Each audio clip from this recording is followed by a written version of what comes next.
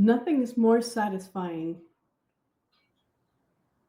than finding the culprit of any crime or finding a solution to any problem.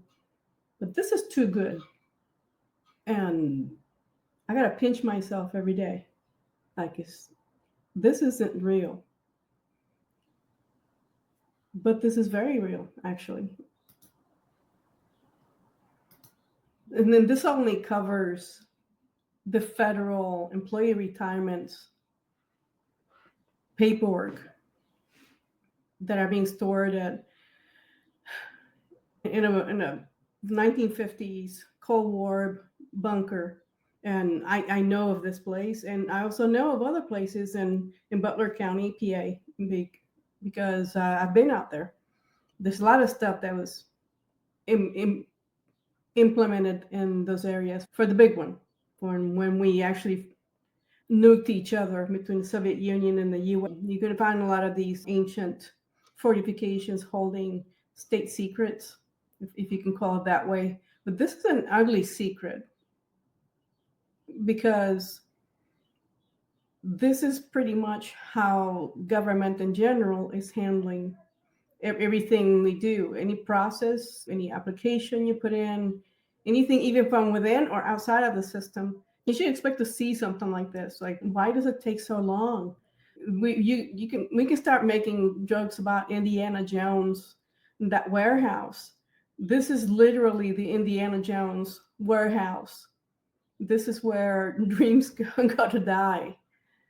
This is pretty big, but I'm pretty satisfied with it, and that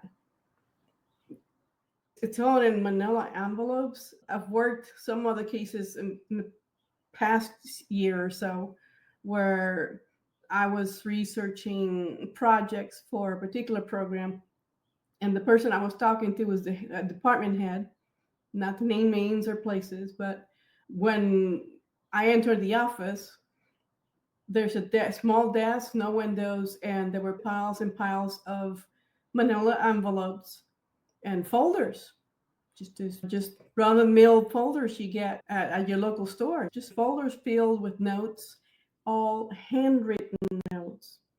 I don't think that any of this have been generated by even a typewriter, and I'm old enough to have used a typewriter.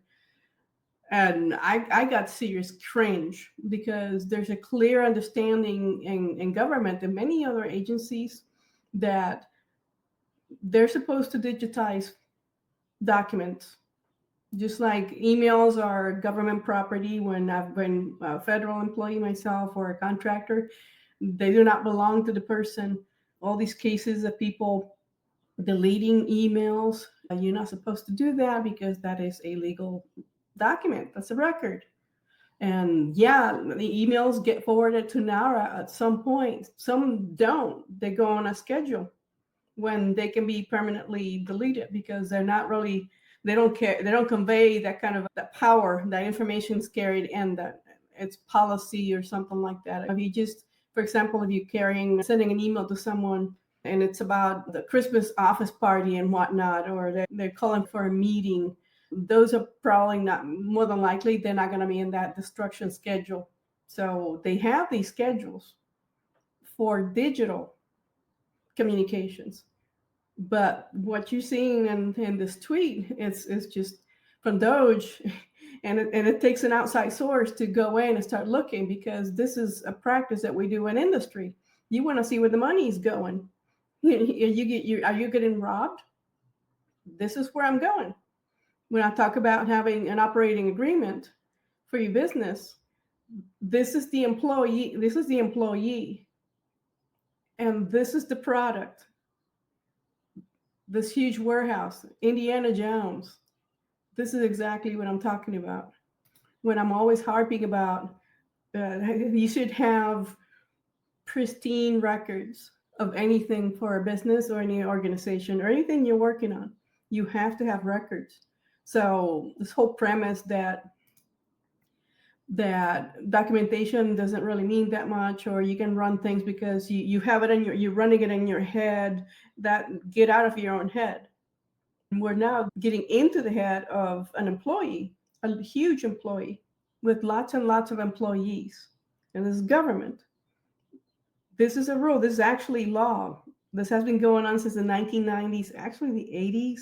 They're talking about digitizing documentation and records, and it never happened. We all joked around the office, just not literally, but just every day, how yeah, we're chopping down more trees. This has been going on for a long time. Someone has always said, yeah, we're gonna make that more efficient. We're gonna catch up to the times, but they never do it because the less accountability, the more grift there is. So if you're running the place ragged, if you're diverting funds someplace where it doesn't need to go, it's so much harder to track, and it's so much harder to for someone to actually exert some authority and stop that bleeding. This is I find this really hilarious. I wish I could take claim this tweet, but he has it correct. You charge someone with a job to find a problem, and then when you find a problem, you want to flip it on them. This is real world stuff. This is real world stuff. So if government does it, then how do you know that in your business someone isn't doing the same thing to you? People steal. This is why we have these processes in place, and you should have them. And I'm the proverbial broken record because I'm always talking about it, but this is a conversation that we must have when we run any enterprise, and you're responsible for records and transactions. And look at this charge, and I've just my jaw dropped that I know it's a problem, but when you start running numbers, and these are from 2024, 2023, 2024, and how high it is the fraud when you have the more paper documents you have, the easier it is, the higher the incidence of fraud, because that stuff is really easily changed, and physical documents can be altered. You can create new ones, so you have to have document controls, and then having your digitized documents could be altered. I know how to alter stuff using Adobe and whatnot, but who's keeping track of that to make sure which versions? This is why government's so anal retentive about having documentation that had the stuff that's actually documented, that when you revise something, when you change something, that has to be a noted on the document. This is a new revision. Websites get it. Documentation for other products, they do that as well. You have to be able to document the documentation change. That way, what you're looking for, the information you're seeking, it could be in a different edition or version of that document, not the one you have in your possession. It's very important. So I know it doesn't sound sexy, but it is when you're losing money and somebody is running away with your money. You're working hard and you don't know why you're not you bringing in money, but you don't know where it's really going. Why is it so expensive to run a business? You have to be really mindful of the stuff. So having the operating agreement, and I've said this before, having an attorney to really help you organize that. I mean, I do that for my firm, but to actually have some legal protections in place to ensure that these policies you implement for your business are being run correctly. And this comes with training. And the lowest incident here is charge. It's yeah, you can create something fake. Technology is so easy, makes it so much easier for us to create fake stuff. So for the viewer, if they're not paying attention, then that's what you get. You get a fake. And I know it's Valentine's Day, and people think that I'm a cynic. I'm not going to go touchy feely on you, but I wanted to show you a little bit of humor. I lifted this from somebody else. I didn't take time to put it together, but yeah, you want a really expensive stuff. I should also add some slides about eggs being super expensive now. It's eggs have become the Legos of 2025. Even though Legos you can't eat them, maybe some people do, but they're pretty valuable, and people want to steal those too. But eggs, and I know this isn't about an event about eggs, but it's about productivity. It's about accountability, and This is law. So if you see it at the level of government and a lot of people are crying the loudest that this shouldn't be happening, we've been doing business in X way for a long time, that's the person you should be paying attention to. The ones that scream the loudest.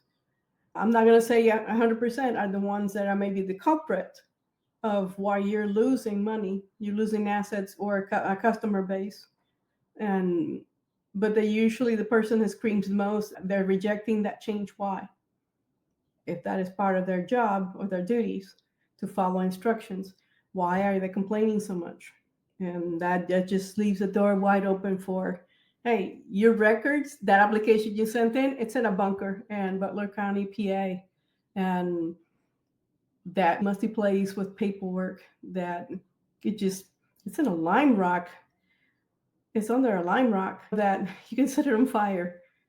And for that company that's running, and I don't want to name the name, is clearly listed in the picture, and I don't want to say it, but that's a contract that I would not want to have control of right now, because this is called cronyism. You move government, a function that you don't want to handle, that for which you would have to be held accountable for, and then you give it to private sector. Private sector gets money from you. Private sector handles it. Not saying there's any grift in handling this. I'm just saying that if you instruct that a company to handle records for you, then to handle, not to digitize, as it has been desirable for many decades to digitize federal records. It has not been carried out yet. All these applications and all these documentations, they are being held in a bunker, a Cold War bunker. So that's where your application goes to die. That's why it takes so long, because it's humanized processing stuff by hand. That gives me nightmares. I wonder if that gives you nightmares. Now that I want you to think about how it is that you run your business compared to the big employee in the sky is getting caught doing stuff that really isn't that conducive to fiscal responsibility. You can put it that way. And I think we're going to have some really huge lessons that how government has been conducting business for a long time, where they're not productive and they're not really generating quality work. And this can also be a lesson to translate to our private sector, that we want to be better than that, which is why government usually contracts private sector to help out. But not cronyism. That's not something that I would definitely advise, but it does exist. This is DC. So this is my weekly rant. I just couldn't help it. That bunker, it brings back memories. Not that one bunker, but one similar to it. This is where your stuff goes. Start digitizing your records. Start doing it now. Get a scanner or go to the UPS store like all the people do and just scan a few documents at a time. Pay a kid or an intern for your business to do this. Digitize and organize everything you have. And if you're losing money, you're going to stop losing money, because it's going to be clear where everything's been, where it's coming, where it's going. I want to leave it at that. So happy V-Day. Today's Friday. I refuse to say more, but digitize your records. It's good for you and for your business. We'll see you next time.